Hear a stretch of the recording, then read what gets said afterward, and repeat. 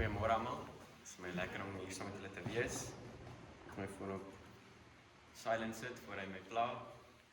En ja, dit is vir my lekker om hierdie boodskap voor te berei. En die Here het my baie aangemoedig soos wat ek aangegaan het met die boodskap.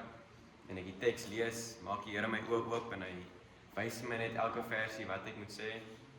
So ek loof en prys hom daarvoor en ek het dit baie geniet. Dit was soet gemeenskap saam met die Here om hierdie boodskap voor te berei en ek hoop dat dit vir julle ook 'n aanmoediging sal wees.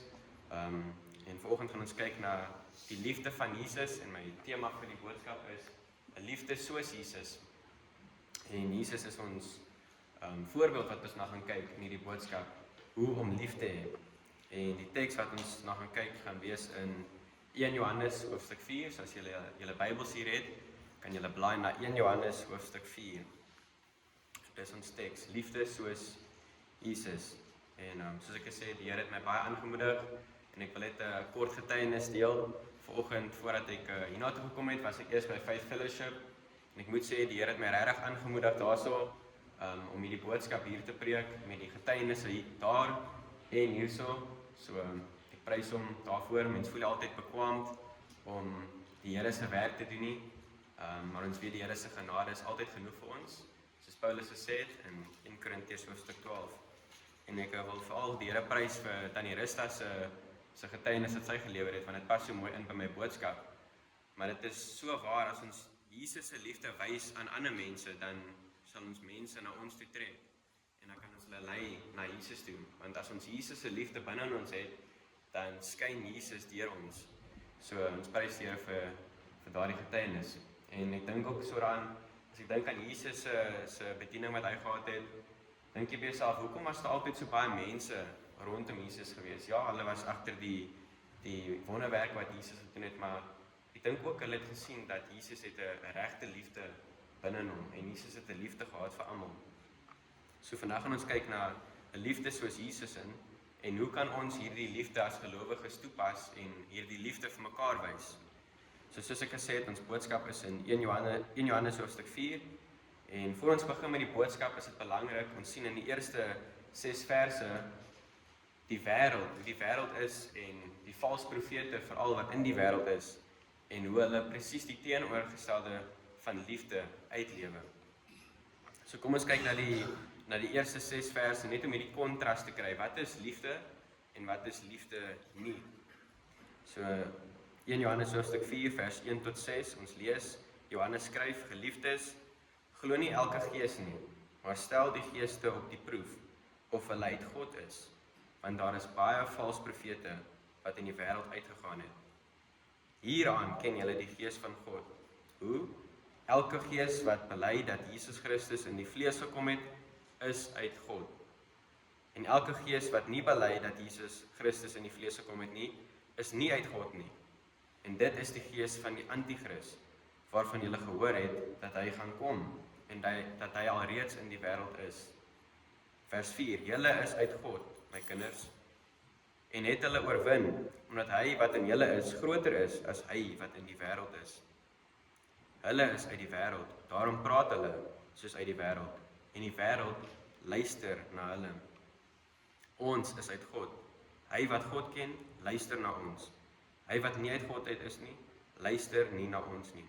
Hieruit ken ons die gees van die waarheid en die gees van die dwaaling. Kom ons bid. Onse Vader wat in die hemel is, ons loof en prys U vir die gemeente en ek sê dankie dat ons by mekaar kan kom en dat ons kan leer oor die woord.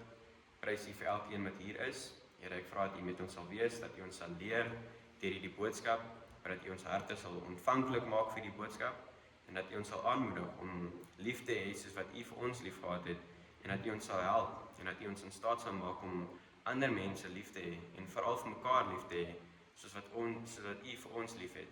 So Here, ek bid dat U ons oë sal oopmaak en dat U ons ore sal oopmaak sodat ons wonderlike dinge in U woord sal sien. Ek bid dat U Heilige Gees ons sal lei en dat U ons genade sal gee. In Jesus naam alleen.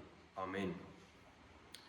So ek wil vir julle graag 2 goed uitwys in die eerste 6 verse wat belangrik is, wat uitstaan. En die eerste ding is die valse profete. Nou ons sien in vandag se tyd is daar alreeds baie valse profete wat uitgegaan het in die wêreld en hulle is besig om gesinne te vernietig. baie valse kerke daar buite wat gesinne vernietig met hulle vals leringe wat hulle vir mense leer, veral as hulle die skrif van God, die woord van God draai om te sê wat dit nie beteken nie, sodat hulle geld uit die mense uit kan kry. En wanneer mense die woord van God draai om te sê wat dit nie sê nie, om te sê wat hulle wil sê, dan vernietig dit mense se lewens.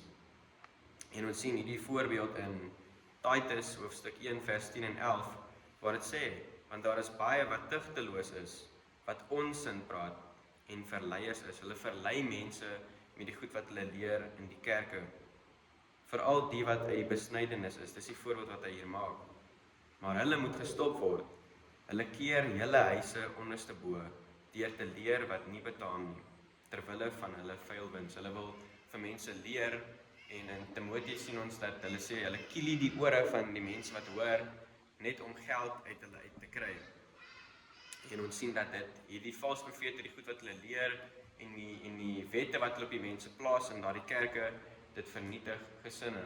En een voorbeeld wat ek nou kan dink is, nou die dag toe ek my kar probeer uitsorteer het en kwotasies probeer kry het, die vroutjie met wie ek in kontak was, wat my gehelp het met alles, sy woon 'n kerk by, ek gaan nie die naam noem nie, maar hulle het 'n profeet in die kerk, wat nou vir hulle leer, en hy vertel vir hulle een Sondag toe nou, dat hulle moenie hulle tande borsel met tandepasta nie, want daar is fluoried in die tandepasta, wat hulle blykbaar gebruik vir rotgif. Nou wat het dit te doen met die woord van God? En dis klein goedjies soos dit, en ons weet dat party kerke plaas wet op mense, in Engels noem ons dit legalism, en jy moet 'n sekere manier aantrek, jy moet 'n hoed dra, en sulke wette. Ek ken mense wat uit sulke kerk uitkom, en dit het hulle niks goed gedoen nie. So, die weg van die wêreld, veral in die valse kerke, sien ons dat daar is nie hierdie liefde van Jesus nie. En dan ook 'n tweede punt wat ons sien in hierdie eerste 6 verse is die wêreld, hoe die wêreld is.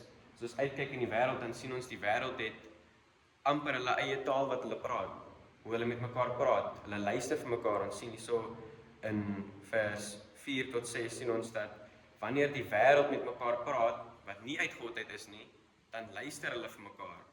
En ons kan met hulle oor enigiets praat wat onder die son is, en hulle sal vir ons luister. Maar sodra ons die naam van Jesus noem, dan luister hulle nie. En dit is hoe ons weet wat se gees is van God, wat se mense is van God, en wat se mense is nie uit God nie. As hulle vir ons luister, wanneer ons praat oor Jesus, dan weet ons hulle is uit God. Maar sodra ons praat oor Jesus en hulle luister nie, dan weet ons hulle is nie uit God nie. So die wêreld daar buite het hulle eie taal, en hulle praat met mekaar, en hulle luister vir mekaar, en ons weet dat die wêreld daar buite kan nie regte liefde ken nie. Want regte liefde kom van God af. Regte liefde word slegs gevind in Jesus. So, hierdie wêreld is vol valse leraars, valse profete, en hulle is instrumente in die hand van die duiwel, om sy werk te doen van steel, slag en vernietig, soos wat ons sien in Johannes hoofstuk 10 vers 10. En hierdie wêreld is vol leuns, bedrog, haat, woede, boosheid en jaloesie. En hierdie dinge beheer die woorde en aksies van mense in vandag se wêreld. En hulle word gelei deur boosheid in plaas van liefde. En dit is wat ons sien in die eerste 6 verse. Maar dan vers 7 en 8 word ons in 'n heeltemal teenoorgestelde direksie ingetrek. Ons word geroep in die rigting van liefde. Ons word geroep om lief te hê soos Jesus. So dit bring ons by my eerste punt. Ons het 4 punte vandag waarna ons gaan kyk in hierdie boodskap. Die eerste punt wat ons gaan kyk, so die titel van die boodskap, soos ek al reeds gesê het, is liefde soos Jesus. Ons eerste punt vanoggend gaan wees, liefde is uit God. Dit is waar liefde vandaan kom. Liefde kom van God af. En ons tweede punt waarna ons gaan kyk, gaan ons sien dat liefde is bereid om op te offer. Liefde is bereid om op te offer. En dan die derde punt wat ons gaan sien, is liefde boots ander liefde na. En dan ons vierde en laaste punt waarna ons gaan kyk, is dat liefde is bereid om te vergewe. So kom ons kom terug na die eerste punt, wat ek gesê het is, liefde is uit God. Dis waar liefde vandaan kom, en dis vers 7 tot 8. waar Johannes skryf, hy sê, geliefdes, laat ons mekaar lief hê. Dis die rigting waarin ons getrek word. Ons word in die rigting van liefde getrek.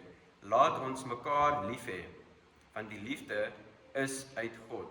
En elkeen wat lief het, is uit God gebore en ken God. Vers 8, hy wat nie lief het nie, het God nie geken nie, want God is liefde. So ons sien in hierdie vers 7 tot 8 sien ons dat God is die outeur van liefde. Dit is waar liefde begin het, is by God. En sonder hom kan ons nie liefde ken nie. So God is die outeur van liefde, en dis nie sommer enige liefde nie, dit is nie die liefde wat die wêreld ken nie. Dit is 'n spesifieke liefde, agape liefde. En ons sien hierdie liefde in 1 Korintiërs hoofstuk 13. So ons gaan 'n vinnige kyk doen na wat liefde is. Wat is liefde? So as julle wil, kan julle blaai saam met my na 1 Korintiërs hoofstuk 13. En ons gaan lees vanaf vers 4 tot 8. Kom ons kyk net, kry 'n vinnige prentjie van hoe hierdie liefde lyk. Hoe lyk hierdie agape liefde wat ons veronderstel is om te hê? Die eerste ding wat ons sien is dat liefde is lankmoedig, of 'n ander woord is liefde is geduldig. Selfs wanneer dit geterg word, selfs wanneer ons kwaad word, dan is ons veronderstel om geduldig te bly in liefde. En ons sien hierdie baie duidelik in God se karakter, wanneer ons sondig teen God, in plaas daarvan om ons te verpletter, gee hy vir ons barmhartigheid en genade. God is so lankmoedig teenoor ons as sondaars. En Psalm 36 vers 6 sê dat sy goedertierenheid en sy trou is tot in die wolke. Met ander woorde, dit is oneindig. In elk geval, in alles wat gekoppel word aan God is oneindig. Veral sy geduldigheid, sy lankmoedigheid teenoor ons. So ons sien dat liefde is geduldig. Ons sien ook dat liefde is vriendelik. En hoe sien ons hierdie vriendelikheid? Hoe lyk hierdie vriendelikheid prakties in ons lewens? En ons sien dit weer in God se karakter, ons as sondaars, so hy sy vriendelikheid teenoor ons getoon het, toe hy aan die kruis gesterf het vir ons sondes. En ons sien dit in Titus hoofstuk 3 vers 3 tot 5, waar dit sê, ons was ook vroeër onverstandig, ongehoorsaam op die dwaalweg, verslaaf aan allerlei begeerlikhede en liste. Ons het gelewe in boosheid en afguns, ons was haatlik en het mekaar gehaat. Maar toe die vriendelikheid van God, ons verlosser en sy liefde tot die mens verskyn het hy ons verlos. Die Here se vriendelikheid was aan ons bekend gemaak daardie dag toe Jesus aan die kruis gesterf het en ons in ons geloof in hom geplaas het en hy het ons gered. Dit is hoe God sy vriendelikheid aan ons betoon het. So liefde is vriendelik en dit beteken dat ons moet vriendelik wees met mekaar, selfs al verdien ons dit nie. Ons sien ook dat liefde is nie jaloers nie. En ons sien in Handelinge 7 vers 9 bring dit hierdie voorbeeld op van Josef. Josef het hierdie droom gehad waar hy gesien het hy gaan heers oor sy ouer broers en toe sy ouer broers hierdie hoor, toe raak hulle afgunstig en hulle het nie gehou waarvan hulle gehoor het nie. En hulle wou eers vir Josef doodgemaak het en toe sê die een broer nee, ons kan hom nie doodmaak nie en toe het hulle hom verkoop as 'n slaaf. En dit is wat jaloesie doen. En ons sien dat liefde is presies die teenoorgestelde, dit is nie jaloers nie. So liefde is nie jaloers nie.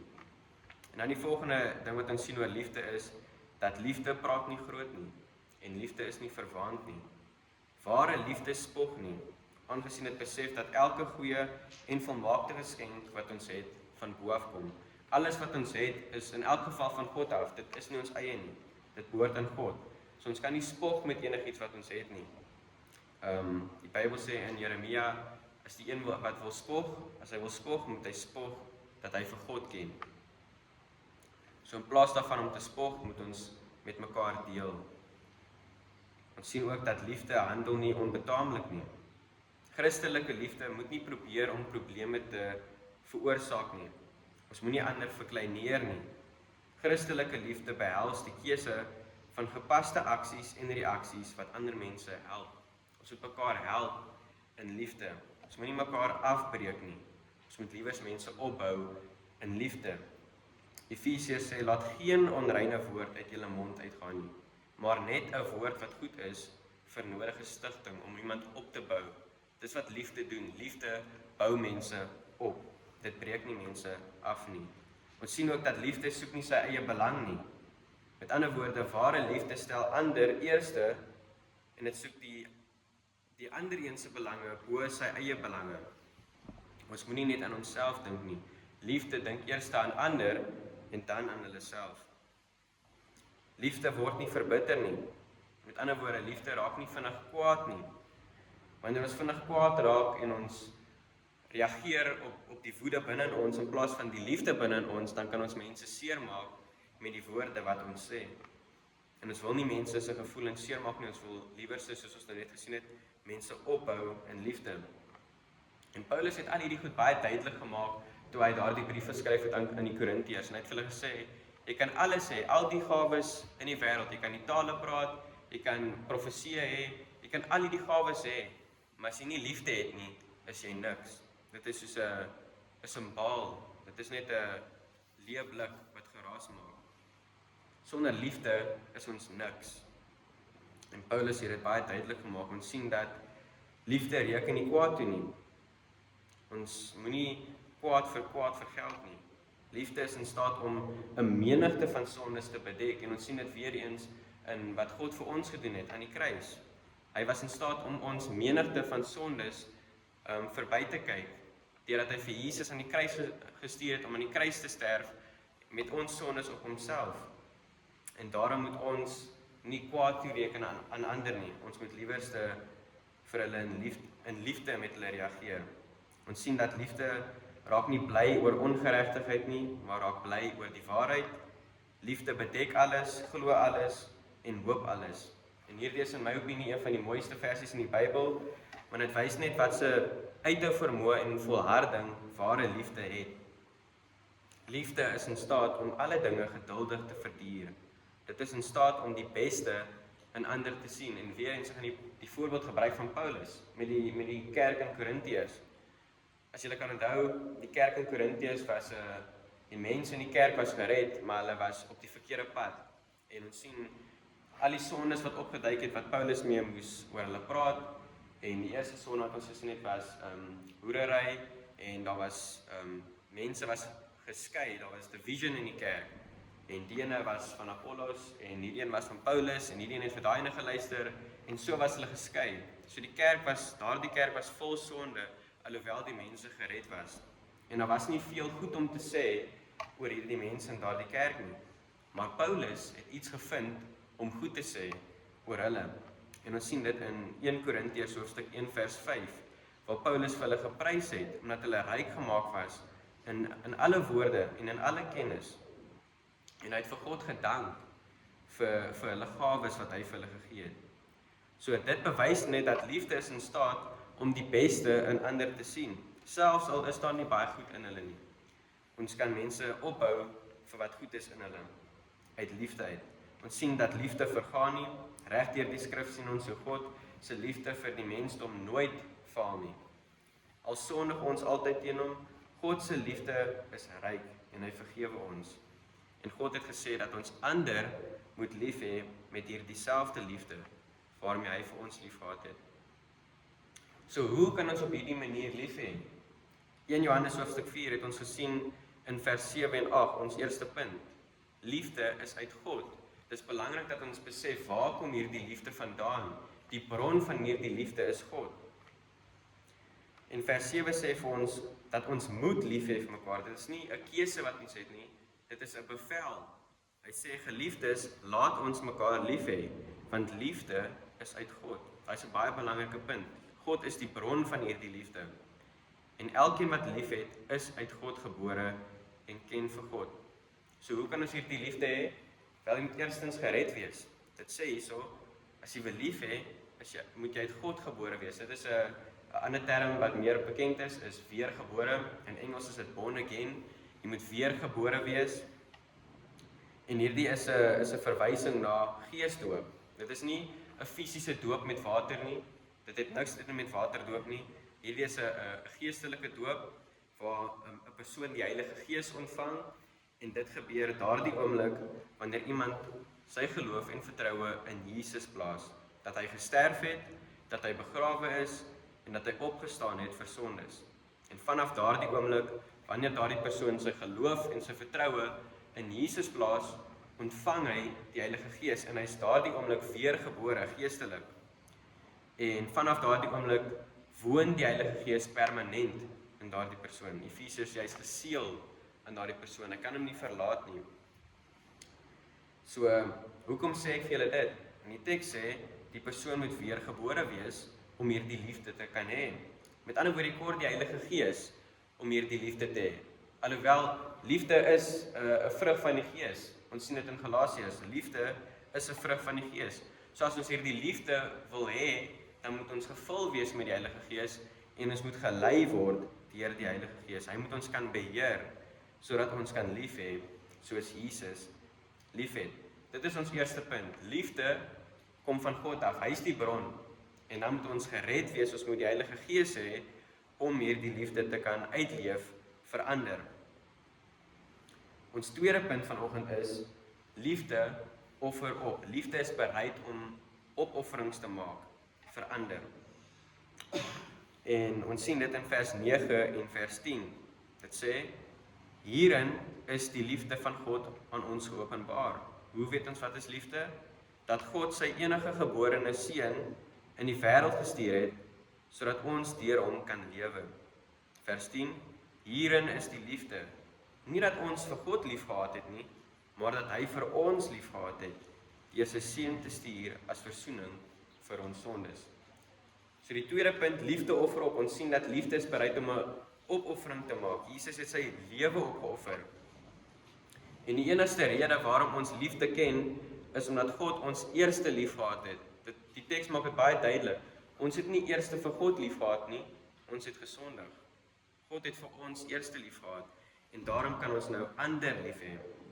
So God is die enigste rede waarom ons liefde ken, want hy het ons eerste lief gehad.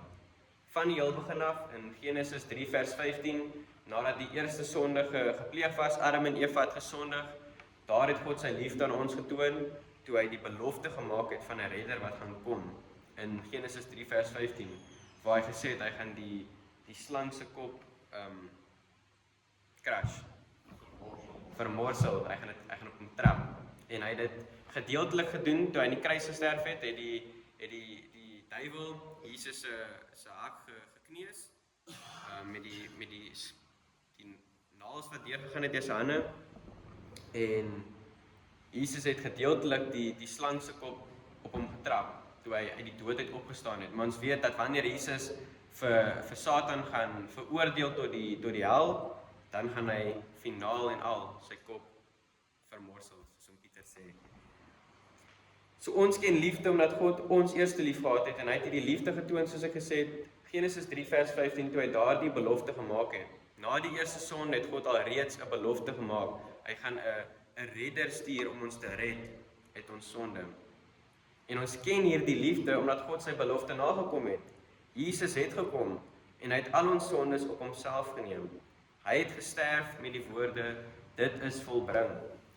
Hy was begrawe en hy het opgestaan om die ewige lewe te gee aan almal wat in hom sal glo en sy naam sal aanroep. En hierin sien ons dat ware liefde is bereid om op te offer. Jesus het sy lewe opgeoffer vir ons aan die kruis om hierdie liefde te demonstreer aan ons. En op hierdie selfde manier gaan dit ons ook iets kos om vir mekaar lief te hê. Dit kan tyd kos om met mekaar deur te bring. Dit kan hulpbronne kos.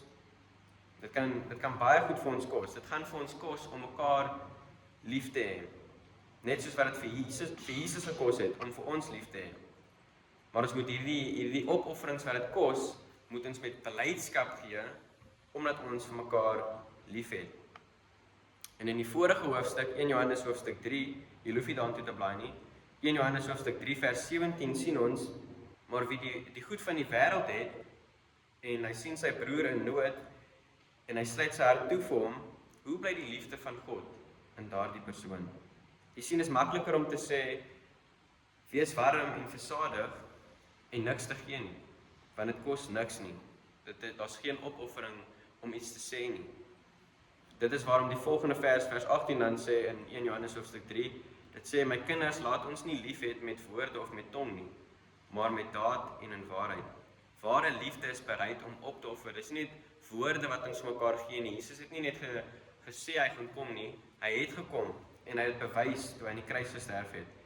Ware liefde is bereid om op te offer, net soos Jesus bereid was om sy lewe vir ons op te offer.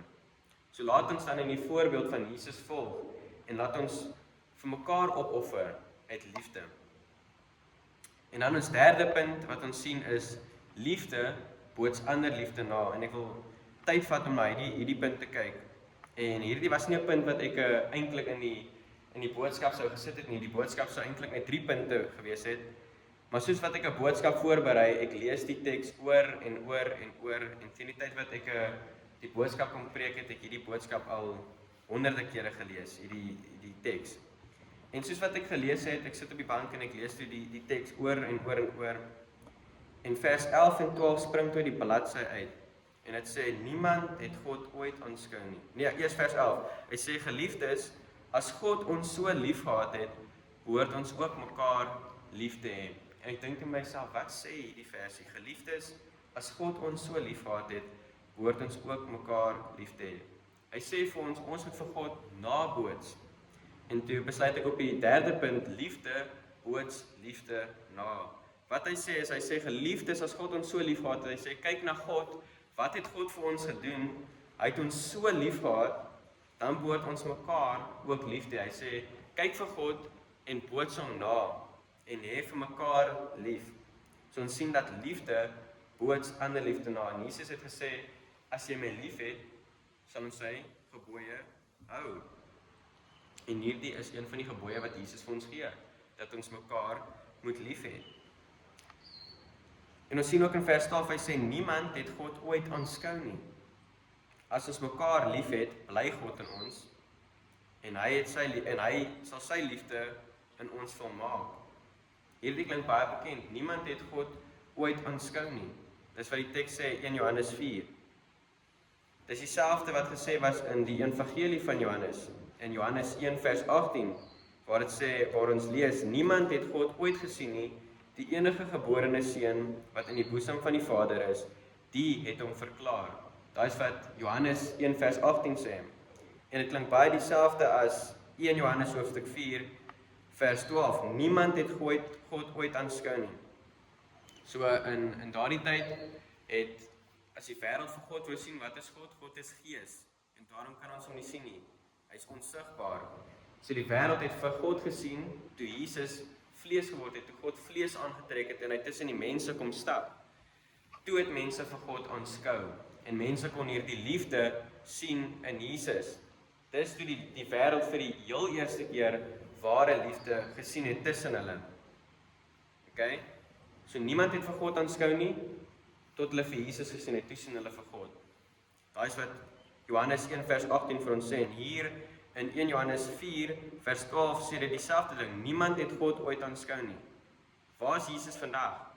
Hy het opgestaan uit die graf uit, en 40 dae later het hy terug hemel toe gevaar. En Jesus is heiliglik aan die regterhand van God die Vader. So die manier hoe mense nou in vandag se tyd vir God sien, is deur ons. Dis vir die teks sê, vers 12, niemand het God ooit aanskou nie, maar as ons mekaar lief het, bly God in ons, en hy het sy liefde in ons volmaak.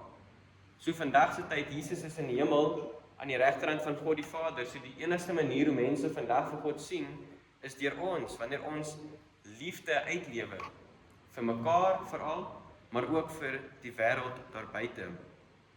Ons moet hierdie liefde uitlewe, en dan sal mense sien dat ons is sy disippels. So ons moet vir God naboots, deur hom gehoorsaam te wees, deur hom vir Christus na te boots. Christus het vir ons lief gehad, en daarom moet ons in dieselfde manier vir mekaar lief hê. En liefde is die een ding wat ons van die res van die wêreld onderskei. Dit is wat ons anders maak van die res van die wêreld.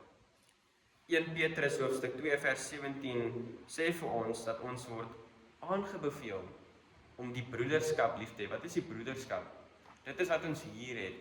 Ons moet mekaar lief hê. In vandag se tyd is daar, soos in die wêreld kyk, daar is baie broederskappe daar buite. Mense word saamgebind deur verskeie goed. Sommige mense deur motors, so hulle mense hou van karre en dan stig hulle in 'n groepie en al die mense kom bymekaar en hulle hou van karre en alwaar hulle praat is karre en dit is wat hulle bymekaar bring, dit bind hulle bymekaar. Hulle word gekenmerk deur karre.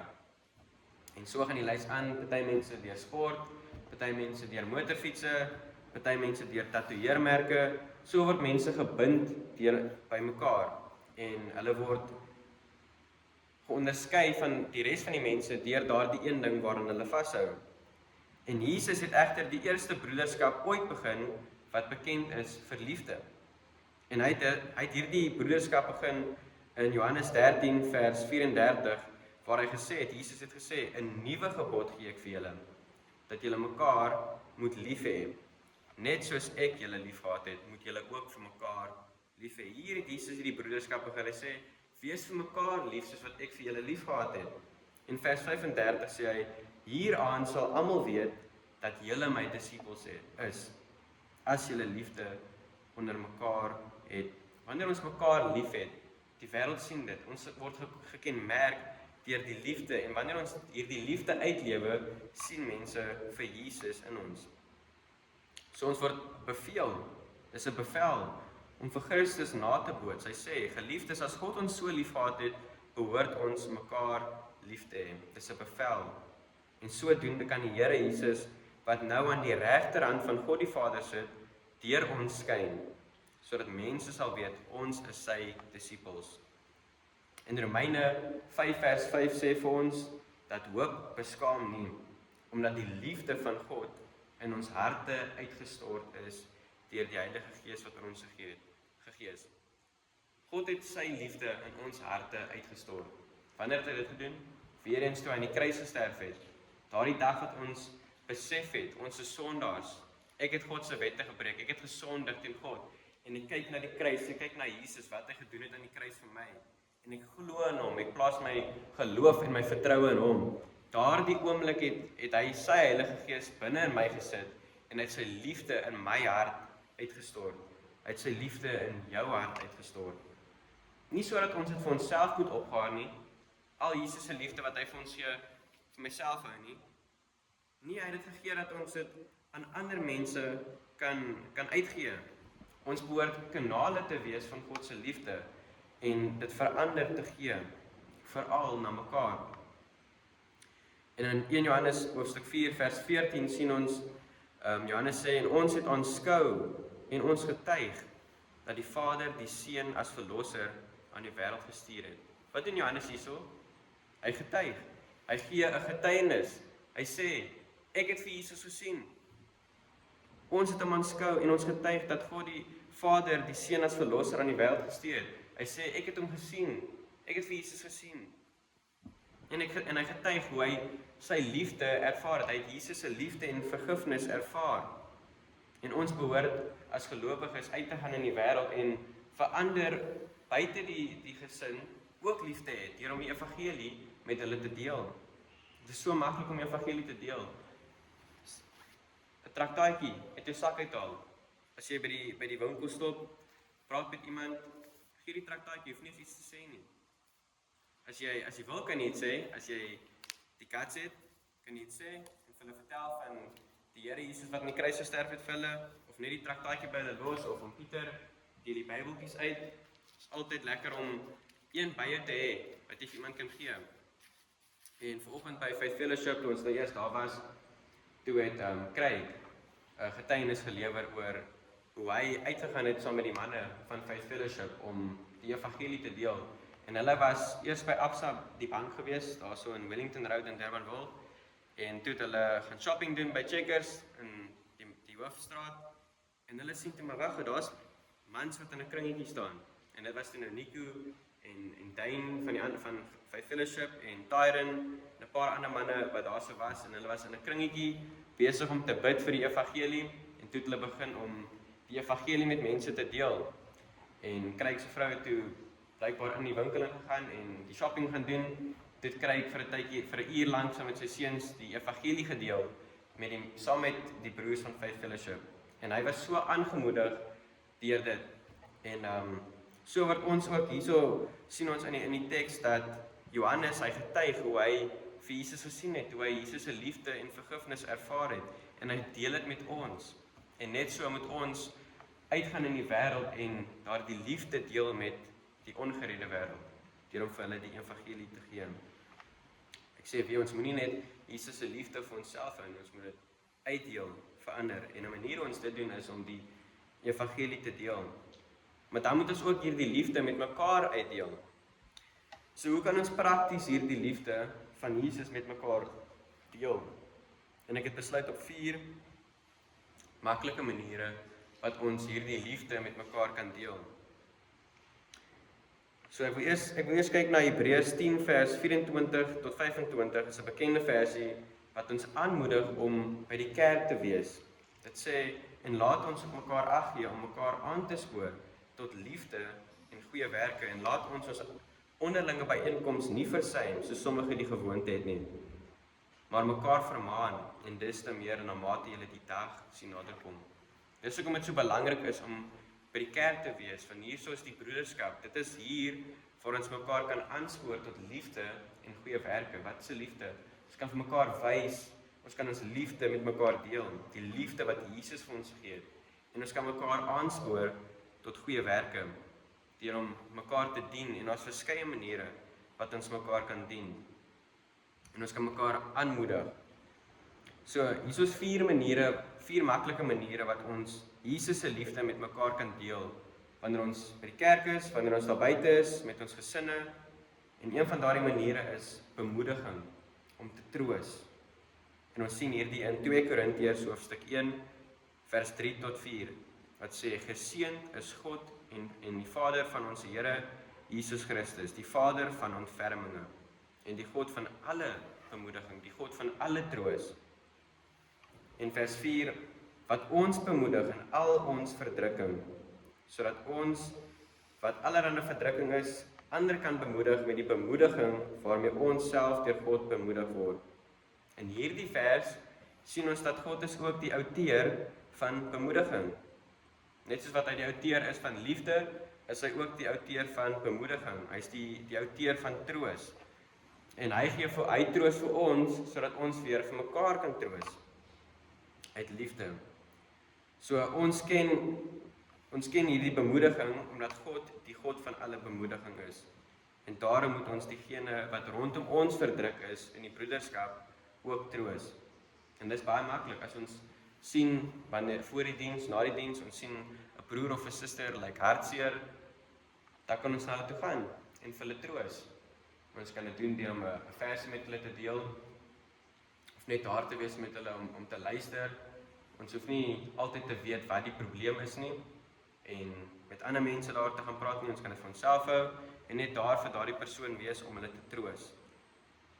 En nog 'n manier wat ons hierdie liefde met mekaar kan deel, is nie net om mense te troos nie, by die kerk nie, maar ook om vir mekaar te bid. En hierdie is 'n baie belangrike aspek, om hoe ons liefde met mekaar kan deel, is gebed. Okay, en dit is ietsie wat ons kan dit in persoon doen vir mekaar, ons kan mekaar saam met mekaar bid, maar ook belangrik by die huis. In ons vrye tyd kan ons vir mekaar bid.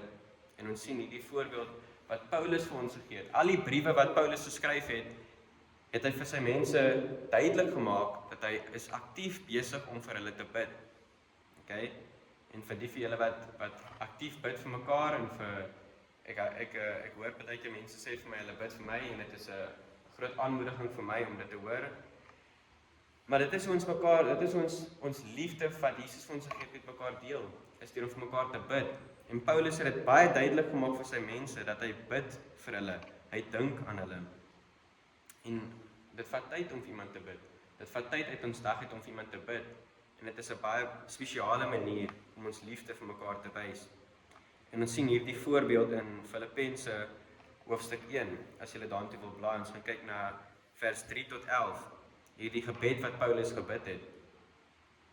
Hy sê, ek dank my God elke keer as ek aan julle dink. Paulus sê, hy dink aan sy mense, Vers 4, en ek bid altyd in al my gebede vir julle almal met blydskap.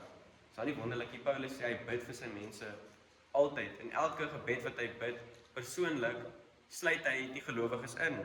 En hy sê, doen dit met blydskap. Vers 5, oor julle gemeenskap aan die evangelie, van die eerste dag af tot nou toe, omdat ek juis hierop vertrou, dat hy wat 'n goeie werk in julle begin het, dit sal volëindig tot die dag van Jesus Christus. Soos dit vir my reg is om dit vir julle, soos dit vir my reg is om dit van julle te dink, omdat ek julle in my hart dra, aangesien julle almal in my gevangenskap, sowel as die verdediging en bevestiging van die evangelie, deelgenote van my genade is. Want God is my getuie, hoe ek na julle almal verlang met die innige tederheid van Christus Jesus. En dit bid ek, dat julle liefde nog meer en meer oorvloedig mag word in kennis en alle ervarenheid, sodat julle die dinge wat dit op aankom kan onderskei en julle rein sonder aanstoot mag wees vir die dag van Christus en vervul kan wees met die vrug van geregtigheid wat daar deur Jesus Christus tot die heerlikheid en lof van God is. So ons sien in hierdie gebed wat Paulus bid, hy sê dit is 'n blydskap vir hom om vir sy mense te bid. Hoekom? Vers 7, hy sê, omdat hy vir hulle in sy hart het.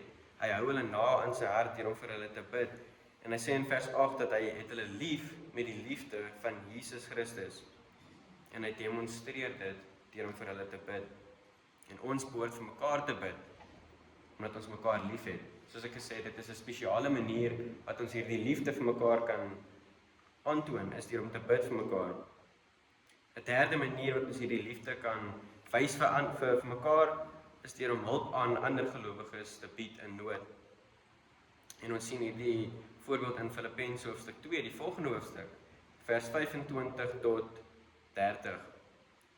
En ons sien hierdie voorbeeld waar Epaphroditus vir Paulus help, en Paulus was toegesluit, hy was in gevangenis geneem, en hy het hierdie nood gehad. Die Bybel sê nie spesifiek wat sy nood dit was nie, maar ons weet Paulus het 'n nood gehad. En Epaphroditus van die ander kerk het 700 myl gereis. Dit is in kilometers 1300 kilometer min of meer wat hy gereis het van sy kerk af, net om by Paulus te kom om vir hom te help in sy nood. Dit is 'n goed, ek stap nou van Kaapstad tot in Windhoek. Dis hoe ver hy gereis het, net om vir Paulus te gaan help. En ons moet onthou, in daardie dae het hulle nie vliegtuie gehad nie. Hulle het nie karre gehad nie. Hulle het nie die helfte van die vervoer gehad wat ons vandag het nie. Dit het maande geneem van sy tyd. Ons het gesien in die begin van die boodskap, liefde is bereid om op te offer. Epaphroditus moes baie opoffer, hy het sy tyd opgeoffer. Hy moes geld opoffer. Dit is nie goedkoop geweest om op 'n skip te klim daai tyd en te reis nie. Dit het geld en tyd gekos vir Epaphroditus om vir Paulus te help in sy nood. Wie van ons is bereid om van Kaapstad tot in Windhoek te loop om iemand te gaan help? Daai is wat Epaphroditus gedoen het. Hy was lief vir Paulus en hy was bereid om hom te gaan help in sy nood. En ons sien actually in hierdie teks dat Epaphroditus het siek geraak tot die punt van hy was amper dood. Mens kan dink as jy so ver moet reis, is koud, dit reën, jou moontlik, dis warm, al die omstandighede van buite af, hy het siek geraak en hy het amper dood gegaan om vir Paulus te help. Epaphroditus het sy lewe gewaag, ons sien daar in vers 30, om vir Paulus te help in sy nood. Wat doen ons om ander gelowiges te help? Ek sê weer 1 Johannes 3 vers 17 sê, maar wie die wêreldse goed het en sy broeder in nood sien en sy hart vir hom toesluit, hoe bly die liefde van God in hom? As dit in ons vermoë is om ander gelowiges te help in hulle nood, waarom doen ons dit nie? Die liefde van God behoort ons te dwing om mekaar op hierdie manier lief te hê.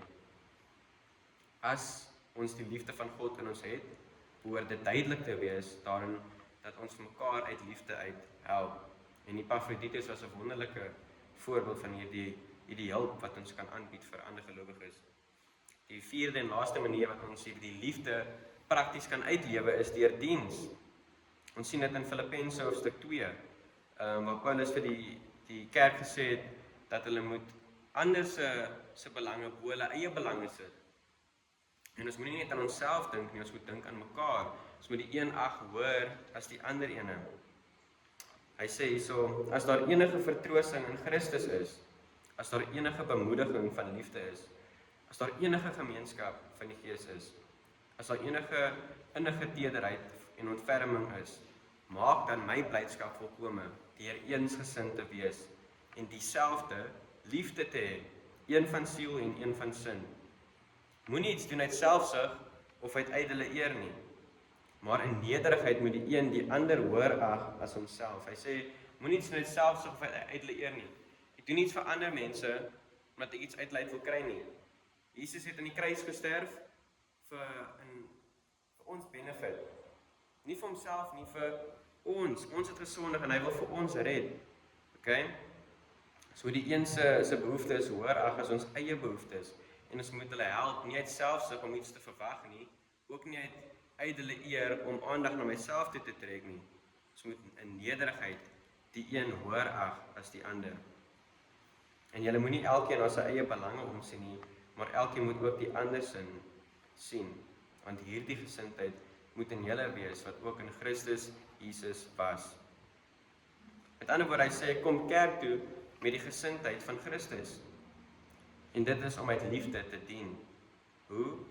Deur in nederigheid ander belangriker te ag as onsself, en om ander se belange bo ons eie belange te sit. Kom kerk toe om te dien, nie om gedien te word nie. Dit is ons liefde vir mekaar wys. En dan kom ons by ons finale punt vir die boodskap, liefde vergewe. Soos ons het gesien, liefde, eerstens, God is die bron van liefde. Ons het gesien dat liefde is bereid om op te offer, dit maak opofferings. En ons het gesien, liefde boots ander liefde na. Ons sien hoe God vir ons lief gehad het, en hoe ons dan vir hom moet naboots, deur om vir mekaar lief te hê. En dan ons finale punt, liefde vergewe. En ons sien dit in vers 17 tot 18, ons laaste 2 versies waarna ons gaan kyk. Liefde is bereid om te vergewe. En vers 17 tot 18 sê, hierin het die liefde by ons volmaak geword, dat ons vrymoedigheid kan hê in die oordeelsdag. Want soos hy is ons ook in hierdie wêreld. Daar is geen vrees in liefde nie, maar die volmaakte liefde dryf die vrees buite. Want die vrees sluit straf in, en hy wat vrees het, nie volmaak geword in die liefde nie. Vandag, wanneer ons die evangelie met mense deel, dan doen die Heilige Gees 'n werk. Hy doen 3 goed. Hy oortuig mense van sonde. Wat se sonde? Die sonde wat hulle doen deur om nie in Jesus te glo nie, die sonde van ongeloof. Hulle glo nie in Jesus nie. Die Heilige Gees oortuig hulle van daardie sonde. Jy glo nie in Jesus nie. Wanneer ons die evangelie deel, die Heilige Gees oortuig hulle van geregtigheid. Wat se geregtigheid? Die geregtigheid van Jesus. Die geregtigheid wat hy aanbied vir sondaars wat sy wet gebreek het. Hy bied daardie geregtigheid aan. So wanneer ons nie in hom glo nie, dan reject ons sy geregtigheid. So die Heilige Gees oortuig mense van geregtigheid. En die laaste ding, hy oortuig hulle van oordeel. Wat se oordeel? Eerstens dat die duiwel is al reeds geoordeel. Hy gaan hel toe, as niks daaraan kan verander word nie. Dit is sy bestemming. Maar ook elke liewe persoon wat nie geglo het in Jesus nie, hulle sondes is nie verbetaal nie, want hulle het nooit die geskenk van die ewige lewe ontvang nie. Hulle word ook oortuig van daardie die oordeel. As hulle nie glo nie, word hulle oortuig dat hulle gaan ook daartoe gaan, as hulle nie hulle geloof in Jesus plaas nie. En dis juis hierdie oordeel wat ons nie hoef te vrees nie. As gelowiges hoef ons nie die toekomstige oordeel van Christus, die groot wit troon, te vrees nie. Waarom? Want as gelowiges is al ons sondes vergewe aan die kruis. Ons verlede, die sondes wat ons gedoen het in die verlede, in die hede en in die toekoms. Daardie oomblik jy geglo het en jou geloof en vertroue in Jesus alleen geplaas het vir jou redding, het God die aanklagte teen jou laat vaar, omdat hy ons lief het. Okay? Kolossense 2 vers 13 sê, en julle wat dood was in julle misdade en onbesnedenheid van julle vlees, het hy saam met hom lewend gemaak, deurdat hy al julle misdade vergewe het. Vers 14, en die skuldbrief teen ons, wat met sy insettinge ons vyandig was, uitgedelg het en weggeruim het deur dit aan die kruis vas te naal. Al ons sondes is vergewe en daarom hoef ons nie die toekomstige oordeel te vrees nie. Vers 17 sê, hierin is die liefde volmaak, dat ons vrymoedigheid kan hê op die oordeelsdag. Ons kan vrymoedig wees op daardie dag, want Jesus het ons plek ingeneem en hy het aan die kruis gesterf vir ons sondes. En hy sê vers 18, daar is geen vrees in liefde nie. Volmaakte liefde dryf vrees uit. Al ons sondes is vergewe en daarom hoef ons dit nie te vrees nie. So ons sien dat liefde is bereid om te vergewe. 1 Petrus 4 vers 8 sê, maar bo alles moet julle mekaar vurig lief hê, want liefde sal 'n menigte sondes kan bedek.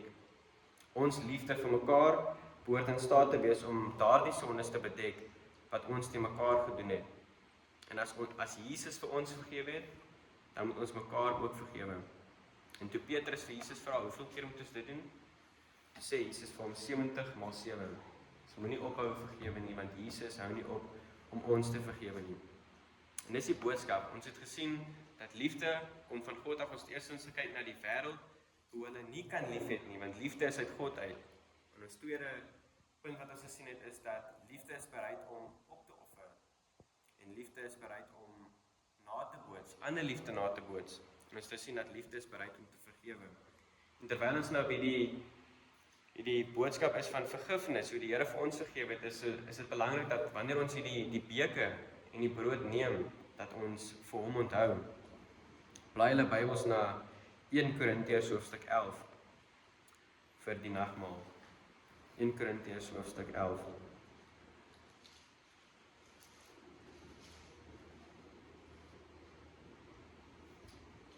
En ons kyk na vers 23 tot 32. Paulus het gesê hierso, want ek het van die Here ontvang. Paulus het hierdie instansie wat ons hier doen, die brood en die beker, dit is nie iets wat hy uit sy duim het gesuig het nie. Dit is iets wat hy van die Here ontvang het. Die Here het vir hom gesê om hierdie te sê. Net soos al die ander skrifte, dit is deur die Here gegee. Hy sê, ek het dit van die Here ontvang, wat ek ook aan julle oorgelewer het, dat die Here Jesus in die nag waarin hy verraai is, die brood geneem het. En nadat hy gedank het, het hy dit verbreek en gesê, neem, eet, dit is my liggaam wat ek vir julle gebreek het. Doen dit tot my gedagtenis. Jesus het vir ons hierdie brood en die beker gegee om hom te onthou. Hy het gesê, onthou my op hierdie manier. Nie gaan kyk 'n fliek, 'n Hollywood fliek van Passion of the Christ, van waar Jesus aan die kruis hang nie. Hy het nie gesê, onthou my so nie. Hy het gesê, gaan kyk na 'n prentjie van Jesus wat aan die kruis hang nie. Onthou my op hierdie manier, wanneer ons die brood en die beker neem. En hy sê, doen dit tot my gedagtenis. Vers 25, net so ook die beker na die ete, met die woorde, hierdie beker is die Nuwe Testament in my bloed. Doen dit so dikwels as wat julle daaruit drink, tot my gedagtenis. So dit vir Jesus op hierdie manier onthou. Want so dikwels as wat julle van hierdie brood eet, en hierdie beker drink, verkondig julle die dood van die Here, totdat hy kom. En 'n belangrike punt word gemaak in vers 27, wie dan op 'n onwaardige wyse hierdie brood eet, of die beker van die Here drink, sal skuldig wees aan die liggaam en die bloed van die Here. Maar die mens moet homself beproef, en so van die brood eet, en uit die beker drink.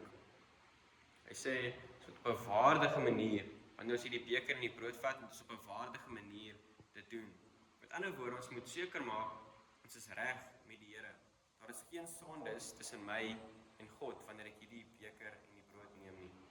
Ek moet my sondes bely. 1 Johannes 1 vers 9 sê, wanneer ons sondes bely, is hy regverdig, om ons te vergewe en ons te reinig van alle ongeregtigheid binne ons.